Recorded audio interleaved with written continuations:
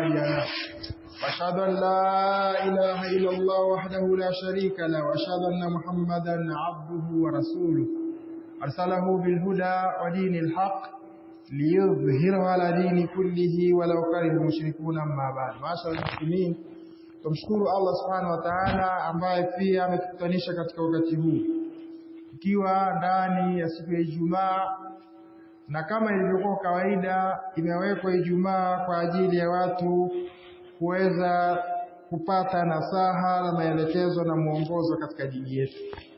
Katika mambo ambayo tulikuwa tunazungumzia katika makundi, tulikuwa na kundi hili la Imamia au Shiatu Ithna Asharia. Katika wiki iliyopita tulizungumzia kuhusu athari za mutaa na hali yao ilivyokuwa, na kwa nini ikafika katika wakati hili pote, na hasa katika wakati wa leo, kutokana na kujuzisha mambo ya haramu, ikawa kwao hali imekuwa ni ngumu katika jamii kwa ujumla. Na pia mtoto ukimuuliza baba yako ni nani, wala hajulikani, kwa sababu mke wa mtu anaweza akafanya muta na watu wengi, na kwa maana hiyo nyumba moja watoto 10 watakaa, kila mtoto akawa na baba yake, kama tulivyoelezea katika hotuba zilizopita. Lakini kitu gani kilichofikisha katika hali hii mbaya ambayo haijawahi kufika katika nyuma hizi na katika baadhi ya dola ambazo pamoja na kuwa kuna liwati zipo na ibahia katika mitandao, lakini hawajawahi kufikia katika mmonyoko wa maadili kama watu hao. Wanachuoni Imam Shaukani asema, kwa sababu yeye ndo aliishi na hawa watu, asema nilifikiria mara nyingi mno katika kitabu chake Talabatul Ilm wa Adab Mutaallimin, nilifikiria mara nyingi juu ya hawa watu na hali yao, nikagundua kitu kimoja.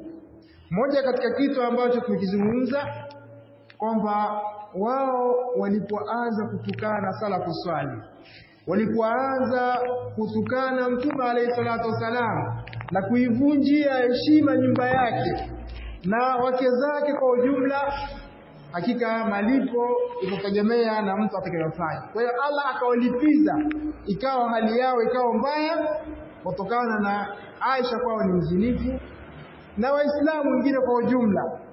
Kwa hiyo tukasema katika hali hii waadui wa Shia na Ahli Sunna kwa ujumla, kwa nini ukafikia hivi? Kwa sababu wao kwanza walianza waadui na wanafunzi wa Mtume sallallahu alaihi wasallam. Kwa hiyo wanapokuangalia wewe, wanakuangalia kwa jicho baya mno. Nadhara Shia ila Ahli Sunna, mtizamo wa Shia kwa mtizamo watu wa Sunna. Indama nutwali kutubana almu'tabara wa aqwala fuqaha'ana, tunapoangalia vitabu vyetu, Shia anasema alikuwa Shia wewe, tunapoviangalia vitabu vyetu vije kuzingatiwa na kauli za fuqaha'una, wanachuoni wetu wa fiki na wale wenye kujitahidi waliofikia katika daraja za ijtihad, najidu anna al-adu wal-wahid lishia, tunamkuta adui peke yake wa Shia hum Ahli Sunna. Katika vitabu vyote kama adui pekee wa Shia wanamwangalia ni Ahli Sunna. Walidha wasafuhum bi awsafi wasammuhum bi asma'i, wakawaelezea wakawapa majina mbalimbali na sifa mbalimbali. Wasammuhum al-amma, moja katika majina watu wa Sunna wanaitwa al-amma.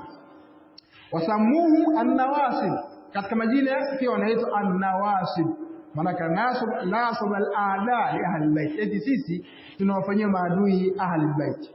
Wama zala al-i'tiqadu inda muashara Shia anna likulli fardin min ahli sunna dhailan fi dubrihi wa idha shatama ahaduhum al-akhar. Bado waadui uko mkubwa kwa Mashia. Kila mtu Sunna na mtoto yote anaozaliwa lazima kwanza, kabla ya kuzaliwa, amechezewa na sheitani katika haja yake kubwa. Haya ni katika matusi, maana kila mtoto yote wa Ahli Sunna yuko hivi. Na vile vile katika Shia matusi makubwa katika vitabu vyao kwa kutukana na watu wa Sunna kwa jumla. Wama ziltu adhkur anna walidi, anasema Sheikh, bado mimi nakumbuka hata mzazi wangu rahimahullah taala, iltaqa rajulan gharabiyan au gharbiyan fi ahdi aswaq al-Madina. Hakika mzazi wangu alikutana na mtu mmoja katika soko la Madina, wakana walidi rahimahullah ta'ala muhibban lilkhair. Mzazi wangu alikuwa anapenda mambo ya khairi ila haddi ba'id, mpaka ambao huwezi kuelezea katika mambo ya khairi alikuwa anayapenda sana. Fajaahu bihi ila darina, mara mgeni akaja katika nyumba yetu, liyahulla dhaifan indana, ili awe ni mgeni kwetu sisi. Fi tilka al-laila fa akramnahu bima shaa Allah ta'ala, akakirimiwa ikramu kubwa sana. Na tulizungumzia katika watu iliyopita namna gani hata ukionyesha ikramu gani, lakini hii ni taqiya. Wajalasna lisamr baada ya isha, tukakaa kwa ajili ya mazungumzo baada ya swala ya isha. Wa kuntu waqtaha shaban fi awwal dirasati fi Hauza, wakati ule nilikuwa mimi ni kijana, lakini nikiwa katika chuo kikuu kule Iran. Chuo kikuu kinaitwa Hauza, kwa mujibu Hauza ndio chuo kikuu cha Iran. Nikawa katika darasa langu katika chuo kikuu cha Hauza. Wa min khilali hadithina tabayyana anna ar-rajula sunni, wakati mzazi wangu akizungumza na huyu mgeni ikatudhihirishia na tukabainikiwa kwamba huyu mtu ni msuni madhhab. Wa min atrafi Samra, ametoka katika sehemu za Samara, amekuja jaa ila Najaf ni haja, amekuja katika sehemu ya Najaf kwa ajili ya shida maalum, haja tima. Bata rajulu tilka al-laila, yule mtu akalala usiku huo mmoja. Walamma asbaha atainahu bit-ta'am, asubuhi baada ya kupambazuka asubuhi tukamletea chakula liiftari. Fatanawala ta'amahu thumma hamma birrahim, akachukua chakula akala, kisha akasudia kuondoka katika usiku huo. Walamma asbaha, baada ya hapo kuondoka sasa, fa'arada alayhi walidi rahimahullah ta'ala mablaghan min al-mal, mzazi wangu akanipa kiasi kikubwa katika mali. Wale rubbama yahtaju fi safar, shakara rajul, akapewa na mali yule jamaa akashukuru kutokana na ugeni aliokuja kwetu. Falamma hadara, baada ya kuondoka, amara walidi biharqi al-firash, mzazi wangu akaamrisha godoro lichomwe moto, alladhi nama fihi, aba alilalia. Wa tathhiri al-ina alladhi akala fihi tathiran jayyida, na utoharishe vile vyombo kama ni sahani, utoharishe vizuri. Liitikadi ni najasa sunni, kwa sababu Shia wanaitakidi watu wa sunna wote ni najis. Kwa hivyo baada ya chombo hiki akifai na godoro. Wa hadha itikadi Shia jami'an, hii ni itikadi ya Shia wote kwa ujumla. Shia anasema mtungaji kitabu lillahi thumma litari, anna fuqaha'ana qaranu sunni bil kafir wal mushrik. Wanachuoni wetu wa fiqh wamemkutanisha huyu mtu wa sunni sawa sawa na kafiri au mushriki, wal khinzir saa zingine au nguruwe, wajaluhu min al a'yan al najasa, wanajalia ni katika vitu ambavyo katika zile najisi ambayo ni aini, najisi ambayo sio hisi, ni watu wa sunna. Walihadha wajaba al-ikhtilafu ma'ahum, kwa hili sasa ikawa ni wajibu lazima tutafautiane na watu wa sunna. Fakad rawa Saduq an Ali ibn Asbat qala qultu liridha alayhi salatu wassalam, nilisema kwa Ridha alayhi salatu wassalam, yahduthu al-amru la ajidu buddan min ma'rifatihi, mimi kuna jambo ambalo linaweza likatokea, lazima mimi kama mshia nijue sheria yake, nijue hukumu yake, nijue nafanyaje. Walaysa fi baladi alladhi ana fihi man astaftihi min mawali, lakini katika mji ambao naishi hakuna katika mshia, hakuna shehe wote wa Shia ambaye yupo mimi nitamuuliza baadhi ya masaili niliyotatizika nayo ili anipe ufumbuzi, sioni. Akasema faqala faqiha albalad fastaftihi fi amri, nenda kwa mtu yoyote unamuona msuni ambaye anafahamu dini, nenda kataka ufumbuzi wa jambo lako. Fa idha aftaka bi shay'in fakhudh bi khilafi, akikupa ufumbuzi basi wewe chukua kinyume chake. Fa innal haqqa fi, kwa sababu haki ni kinyume cha wasuni. Masuni wao ni najis, kwa hiyo wanapokupa hawakupi haki chukua kinyume. Akienda ndipo semaje kuhusu utahara wa mfano tu, utahara wa chakula mfano chakula kama imani ng'ombe, mfano tujalia ng'ombe, tohara ng'ombe, tohara wanyama, akisema ni halali ndio ni haramu. Wasemaje kuhusu muta?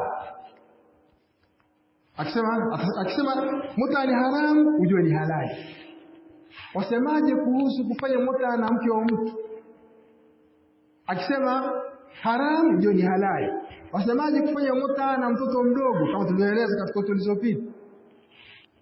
Atasema haramu, ujue ni halali, kwa sababu haki ike kinyume na wao, kwa sababu wale watu wanajisi hawezi kujua haki. Hilo moja katika jambo.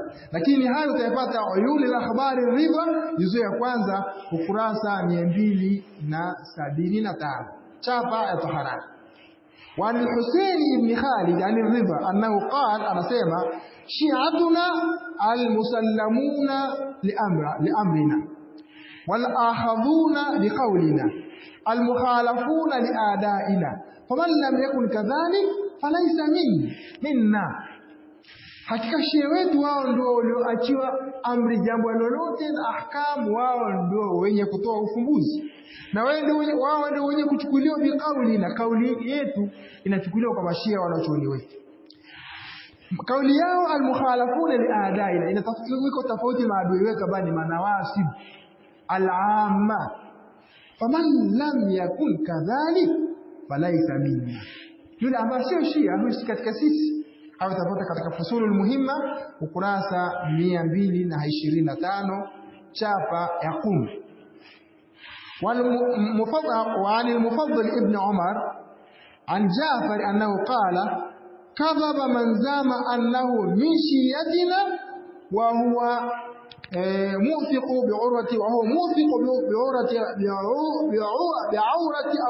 بعروة عيرنا بعورة عيرنا.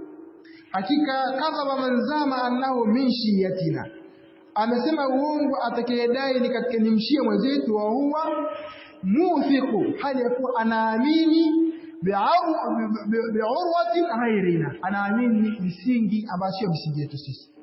Hiyo utapata katika al-Fusulul Muhimma juzu hiyo. Sasa kwa hali hiyo, wakawa kuna adam jawazi al-amal bima yuwafiqu al-amma, haifai kufanyia kazi tendo lolote kama litakuwa linafikiana na masuni.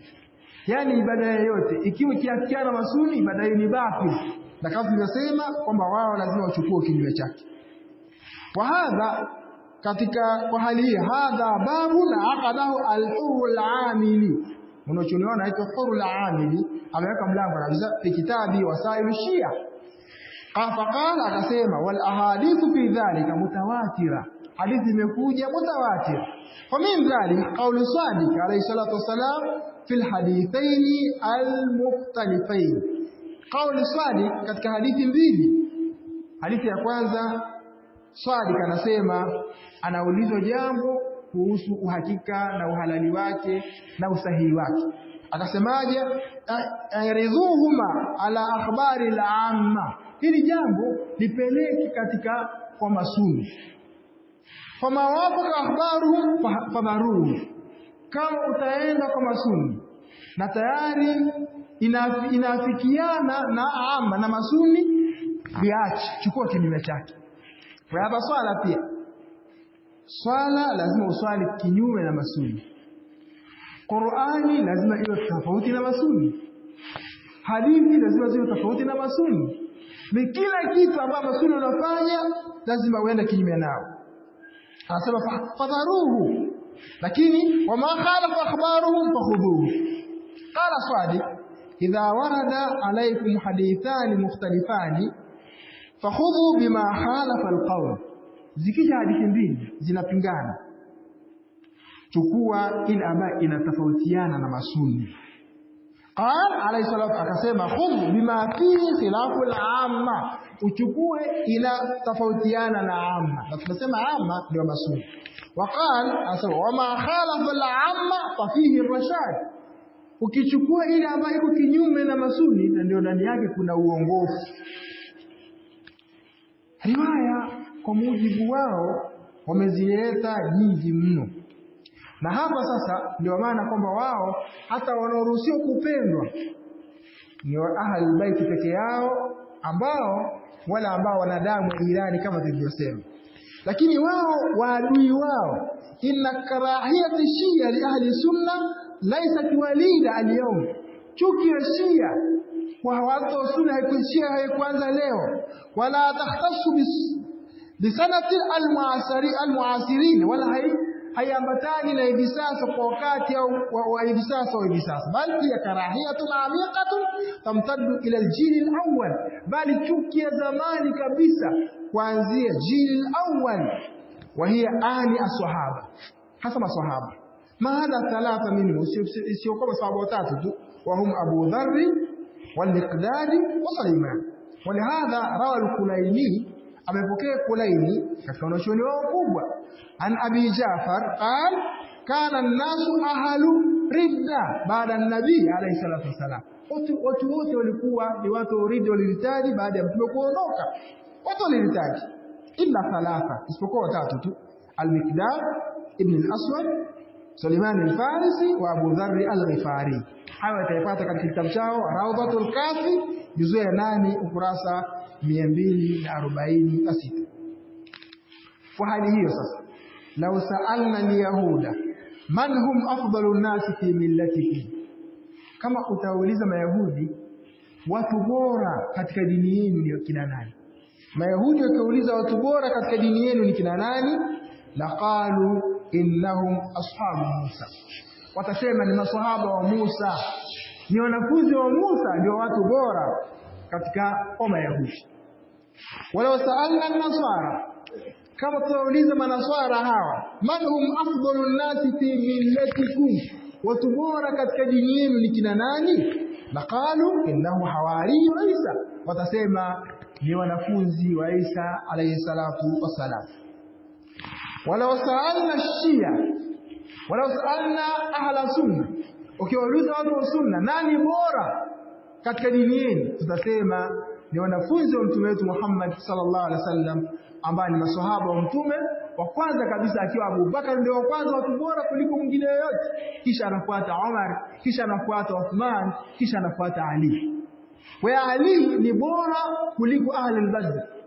Ali ni bora kuliko waliohudhuria katika sulh Hudaybiyah. Ali ni bora kuliko wote waliobaki, kumtoa tu Abu Bakari na kumtoa Umar na kumtoa Uthman basi. Kwa hiyo mkiwauliza watu wa sunna, tutasema watu bora baada ya mtume alayhi salatu wasalam Abu Bakar, kisha Umar, kisha Uthman, kisha Ali. Kwa hadithi ilivyokuja. Tuulize mashia sasa. Law sa'alna Shia, kama tuuliza Shia, man hum aswa an-nas fi nadharikum wa aqidatikum, watu ambao baya mno kwa mtizamo wenu na itikadi yenu, watu ambao ni wabaya kuliko wote ni kina nani? Watasemaje? Watasema laqalu, watasema innahum ashabu Muhammad sallallahu alaihi wasallam.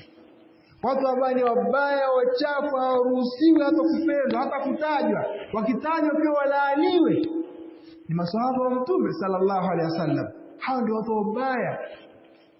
Inna ashaba Muhammad hum akthara an-nas ta'arrudan li sabbi Shia, hakika maswahaba wa mtume ndio watu wa kwanza kabisa waliokuwa wamekumbwa na chuki na matusi ya Shia, walaanihim, na laana pia, watwanihim, na pia kuwatusi, kwa bidhati Abu Bakr, hasa kwanza kabisa Abu Bakr wa Umar wa Uthman wa Aisha wa Hafsa zawjata nabii alayhi salatu wasallam, ambaye ni wake wa mtume sallallahu alayhi wasallam.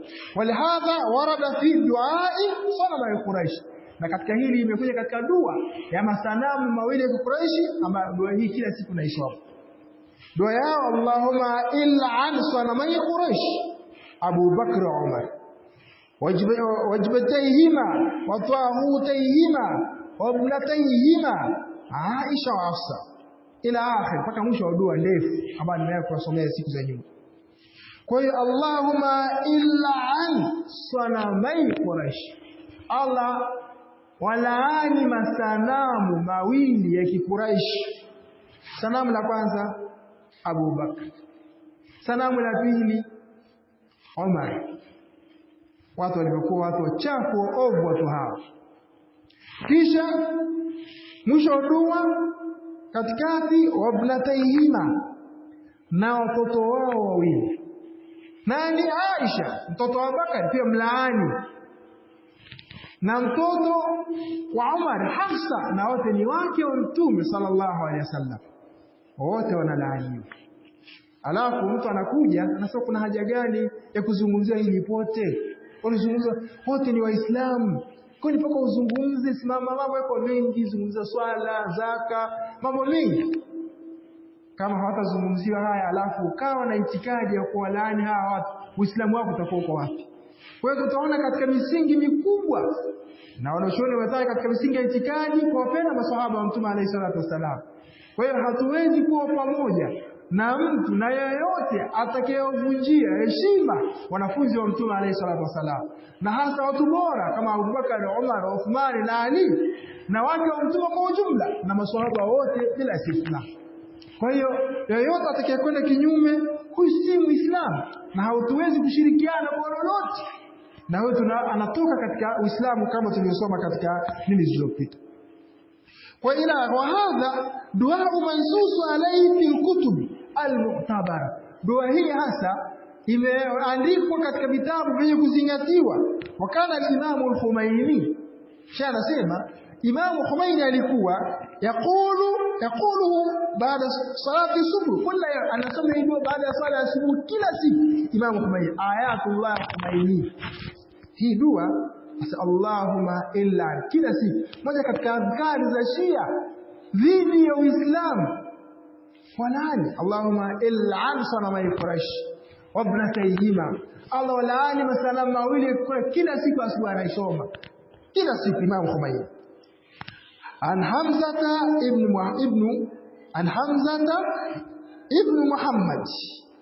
ibn Muhammad at-Tayyar annahu qala ذكرنا محمد ابن أبي بكر عند أبي عبد الله عليه الصلاة والسلام فقال رحمه الله وصلى عليه قال محمد ابن أبي بكر لأمير المؤمنين يوما من الأيام ابسط يدك أبايعك فقال أو ما فعلت. huyu Muhammad katika riwaya iliyopokelewa na Muhammad at-Tayyar akasema dhakarna, tulimtaja Muhammad ibn Abi Bakr mbele ya Abi Abdullah, mmoja katika imamu wao pia. Wasalla alayhi, akamswalia. Waqala Muhammad bin Abi Bakr al-Amir al-Mu'minin yawman, alisema hakika nyoosha mkono wako nataka kukubabaya, kuonyesha ahlul baiti dini yao na itikadi yao wako tofauti na hawa Mashia, lakini wao wanajinasibisha wanawapenda watu wa nyumbani kwake Mtume alayhi salatu wasalam. Wanampenda Mtume alayhi salatu wasalam.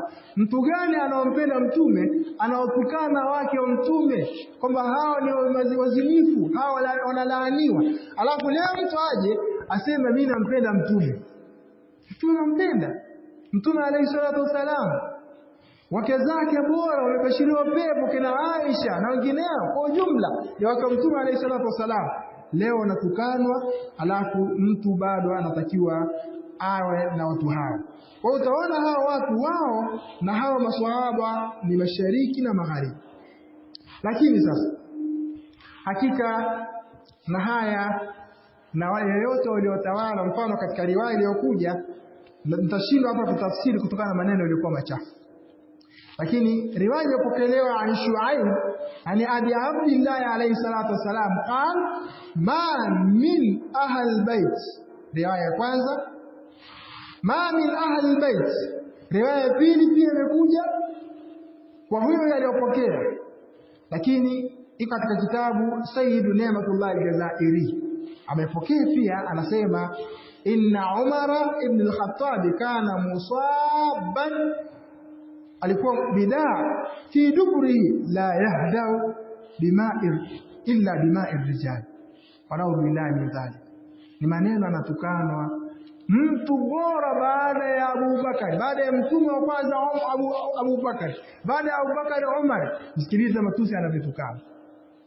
Anasema Ni'matullah Jazairi anasemaje katika kitabu chake Al-Anwaru Numaniya, anasema aka Umar alikuwa muswaban, alipatwa na maradhi Umar katika haja yake kubwa, alikuwa hawezi kupona mpaka afanywe liwati na wanaume. Ni maneno Umar anaambiwa. Hawa watu mnaweza kushirikiana nao watu aina hiyo, wanaweza kuwatukana watu bora katika umma wa Muhammad sallallahu alaihi wasallam. Kwa hiyo kuzungumza hawa watu bado ni mambo muhimu katika wajibatu dini, bali katika usulu dini, katika misingi ya dini ya lazima kuzungumza na watu wafahamu. Hao utayapata katika kitabu chao Al-Anwaru Numaniya, juzuu ya kwanza ukurasa 63. Hao wote ni katika maswahaba wa Mtume alayhi salatu wasalam. Kwao wote walirtadi na ni watu makafiri na hawafai na najisi, isipokuwa hawa watatu ambao tumewataja. Lakini pia rawa al-Kulaini, amepokea Imam Kulaini an Abi Jafar alayhi salatu wasalam qala inna shaykhaini Aba Bakr wa Umara faraka ad-dunya wa lam yatuba wa lam yadhkura ma sanaa bi amiril mu'minin fa alayhima la'natullahi wal malaikati wan nasi ajma'in. Hayo tunapata katika kitabu kinaitwa Rawdatul Kafi, juzuu ya 8 ukurasa 246. Anasema hivi: Kulaini amepokea riwaya hii ya uongo dhidi ya maswahaba wa Mtume. Haka Abu Bakar na Umar faraka dunia, hakika wamekufa, manake wametoka duniani, wala miyatuba au kutubia, wala yadhkura ma sanaa, wala hukukumbuka walichokifanya kumfanyia amirul mu'minin Ali alayhi salatu wasalam. Fa alayhima la'natullah, ni juu yao laana ya Allah, wal malaika wan nas ajmain, na malaika na watu wote. Katika kitabu hivi vyote katika vitabu vyao mama, kitabu chao Asah al-Kitabu kwa mujibu wenyewe, kitabu sahihi baada ya Qur'ani, Usulul Kahf. Haya maneno unayopata katika kitabu ambacho ni kitabu sahihi baada ya Qur'ani kwa mujibu wao. Kwa hiyo Abu Bakar analaaniwa, Umar analaaniwa na maswahaba kwa ujumla. Na Uthmani pia, ukizungumza sasa kwa Uthmani huwezi.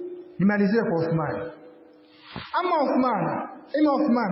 Uthman fa Ali ibn Yunus al-Bayadi kana Uthman mimman yal'ab bihi wa kana mukhannithan. Alikuwa Uthmani ni katika watu ambao wanachezewa, lakini alikuwa ni hanifi kwa mujibu wao. Lakini hao watapata kitabu chao Siratul Mustaqim, juzuu ya 2 ukurasa wa 30. Amma Aisha فقد قال ابن رجب البرسي إن عائشة جمعت 40 دينارا من خيانة. Haka Aisha alikusanya hela dirham 40 za khiana. Hiya maana alifanya zina mpaka akapata dirham 40. Haya tutapata katika kitabu chao Masharif Anwar al-Yaqin, usaifa ukurasa wa 86. Sasa ndio mama katika hotuba iliyopita nilisema Imam Shaukani katika kitabu chake Talabatul Ilm asema fakad tafakkartu kathira, kwa sababu aliishi na hawa watu Yemen, nilifikiria kwa muda mrefu sana kutokana na hali ninayoona hawa watu, jamii yao chafu, hakuna uaminifu, ni watu waovu, ni watu wizi, ni watu ambao kila machafu wanayo. Na hata watoto wazekana katika nyumba moja, mtoto mke ana watoto wa baba wazekana watoto 10, baba tofauti. Maadili machafu. Kitu gani kilichowafanya wakafikia katika hali hiyo? Nikaona jambo la kwanza ni kuvunja heshima za Waislamu, na hasa heshima ya watu bora ya salafu saleh, na hasa nyumba ya Mtume alayhi salatu wasalam. Alafu huku wanadai wanapenda, ni watu wanajiita ahlul bait kwa mujibu wao. Sisi ni watu wa nyumbani kwa Mtume alayhi salatu wasalam. Angalia, hii ndio nyumba ya Mtume, na mtizamo wa Shia katika nyumba ya Mtume, mtizamo ni huu. Alafu ije mtu afika wakati awe anaweza hata kuwa na kaimani na watu wanaotukana na kumtukana hata Mtume alayhi salatu wasalam na maswahaba kwa ujumla. aqul qawli hadha wa billahi tawfiq.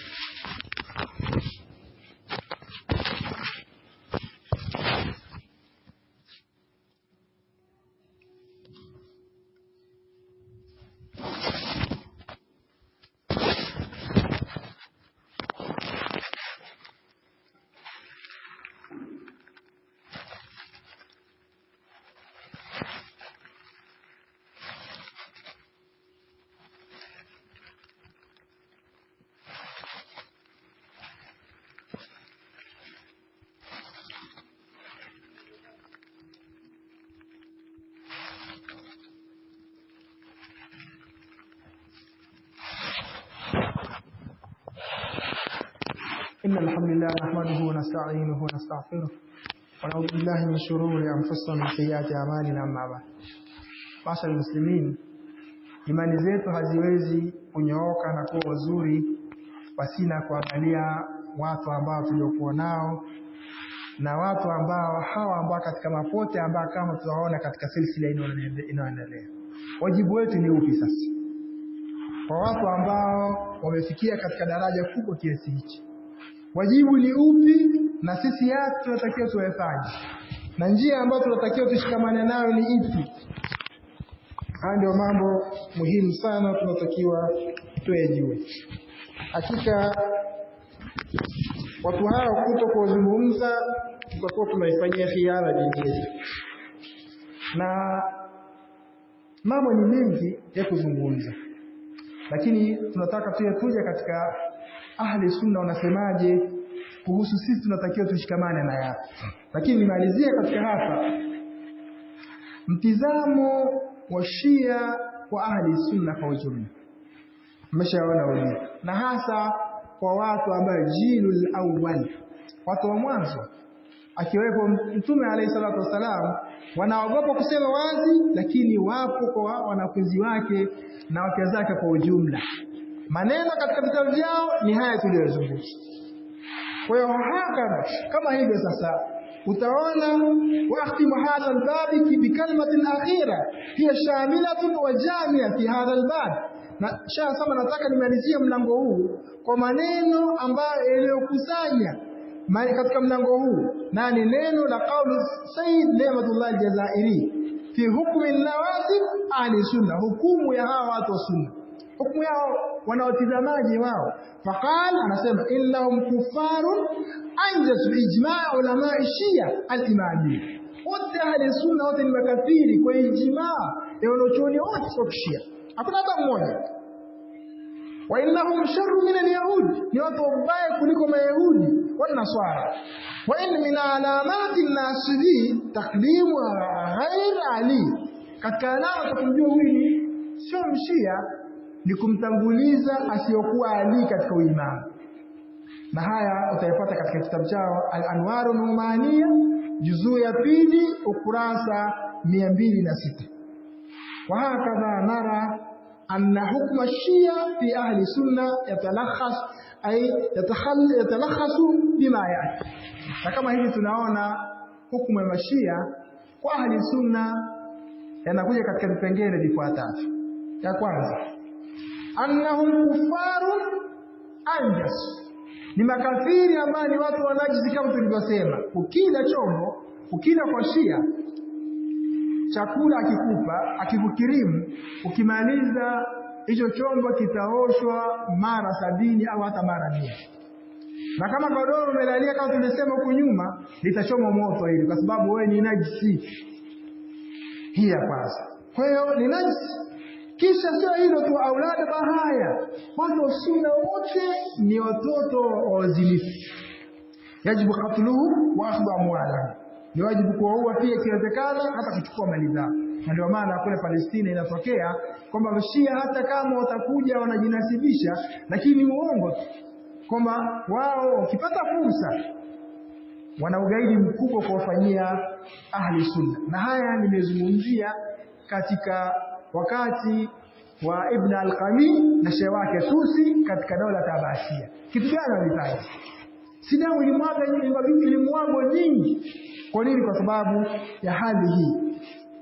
Kwa hiyo katika hali hiyo sasa Mashia hakika wao kisha wala yumkin al-iltiqa'u ma'hum fi shay'in, haifai wao wanasema hatuwezi sisi kukutana na watu wa sunna katika kitu chochote, la fi rabbi wala fi nabii wala fi imam. Kama tunasema sio katika rabbi, Mola wao tofauti na Mola wetu sisi. Wao wanasema Shia Mola wa Masuni tofauti na Mola wetu sisi, kisha mtume wao tofauti na mtume wetu sisi, imamu wao tofauti na imamu wetu sisi. Wala yajuzu, pia haifai muwafaqatuhum fi qawlin au amal, haifai kufanana nao, kuafikiana nao ima kwa maneno au katika matendo, pia hata katika ushirikiana katika ibada. Huo ndio mtizamo. Mwisho kabisa, dola zilisimama za Shia. Baada ya kusimama dola walifanya waliyofanya, lakini katika dola iliyosimama hivi sasa, dola ya Kiislamu, sikiliza mwenyewe ambaye tayari alisimama baada ya kusimamisha hiyo dola. Wa fi jilsatil khassa ma'al imami, katika kikao maalum, asema ushe mtungaji wa kitabu Lillahi thumma litarikh, katika kikao mimi pamoja na imamu Said Hussein, habari kwa anaitwa Said Hussein, anasema ana al-awani litamfidhi wasaya aimma, imefika wakati dola ya Kishia imesimama kutekeleza wasia wa aimma maimamu. Tanasfiku dimaa an-nawasib, kuna haja ya kumwaga damu za manawasib. Wanaqtul abnaahum, huwa watoto wao. Wanastahi nisaahum, kuacha watoto wake zao. Wala natruka ahadan minhum yalfit min al-iqad, hakuna yote atakayeponyoka katika adhabu, kama waliofanya katika dola katika wakati wa dola za Abasia, kama alihitaji Ibn Kathiri na Imam Zahabi katika kitabu chake Sir A'lam an-Nubala, alitaja riwaya kwa urefu walizokifanya. Lakini sio hivi, wasatakuma amwalahum khassa li-Shia ahl-Bait, huo ndio ujambazi sawa nao sasa, na mali zao zitakuwa ni hasa maalum kwa ahl-Bait. Wasalamuhu Makkah wal Madina, na tutaifuta Makkah na Madina. Hakuna kitu kinachoitwa Makkah wala Madina ni wajhi al-ardh, katika uso wa ardhini. Lianna hataini al-madinatayn sarata mahtal al-wahabiyin, hii sehemu mbili hizi Makkah na Madina zimekuwa wanaongoza ni mawahabi. Wala budda an takuna Karbala ardhullahi mubaraka al-muqaddas, lazima hiyo Karbala ndio ardhi iliyobarikiwa. Na ndio maana hata kuswali hawaswali, lazima wachukue turba tukusaidia udongo maalum ambao umetengenezwa shakli ya biskuti. Hawezi kusujudu mpaka asujudie katika udongo, kwa sababu mujibu wao inawezekana ardhi zote ni najisi. Kwa hiyo kutokana na udongo umetengenezwa katika ardhi ya Karbala, na ardhi ya Karbala ndio sehemu aliyouawa Imam Hussein, ni ardhi takatifu kwa mujibu wao wanavyosoma hata katika aya kwamba hakika ardhi yote inajisika. Kwa hiyo lazima tufute Makkah na Madina katika uso wa dunia, kwa sababu hizi sehemu mbili sarata zimekuwa ni sehemu za Wahabi. Hakuna budi, lazima waje sehemu ya hija iwe Karbala.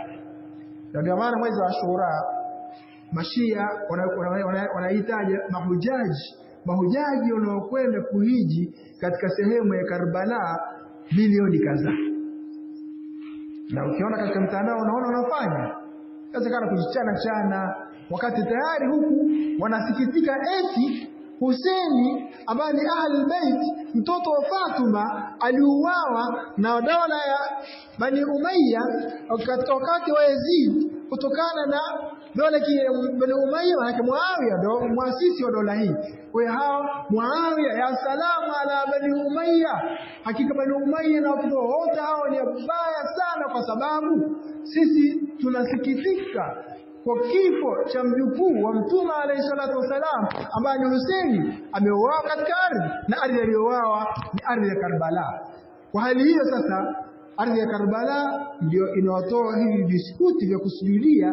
Kila Shia akitaka kuswali lazima aweke haka ka udongo ambao kanaitwa Turbat Husainiyya, kakidogo ka udongo ka Hussein haka, ambayo ukitaka kuswali lazima uweze kuweka udongo huo ili uweze kuswali na uweze kusujudu katika huo udongo. Kwa hali hiyo nimalizia haya maneno anasema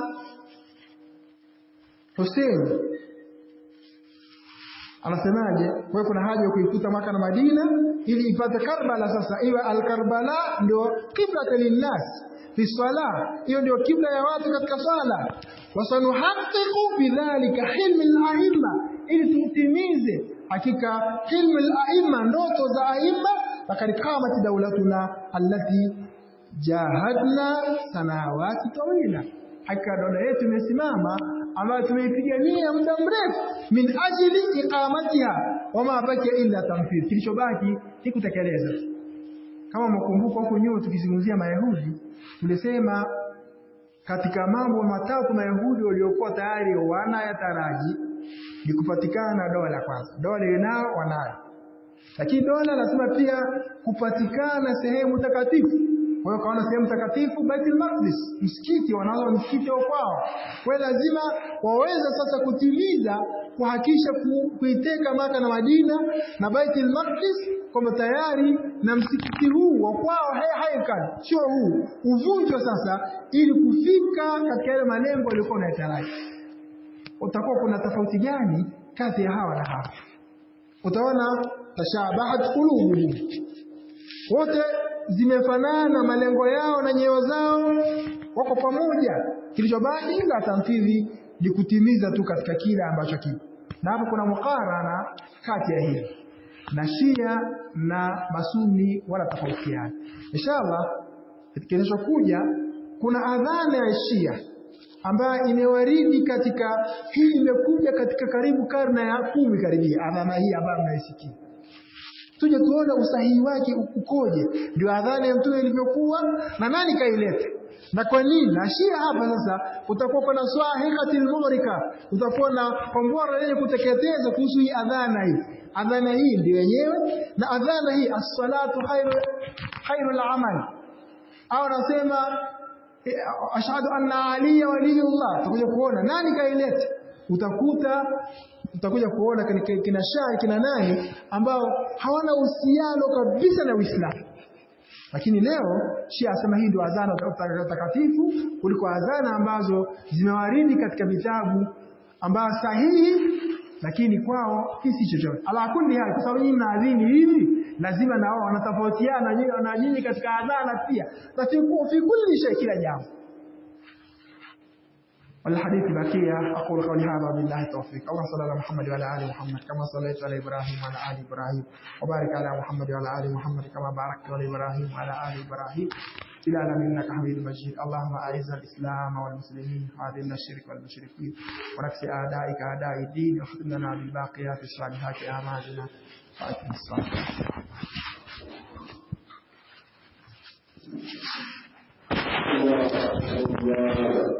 لا إله إلا الله وأن محمدا رسول الله. إلى الصلاة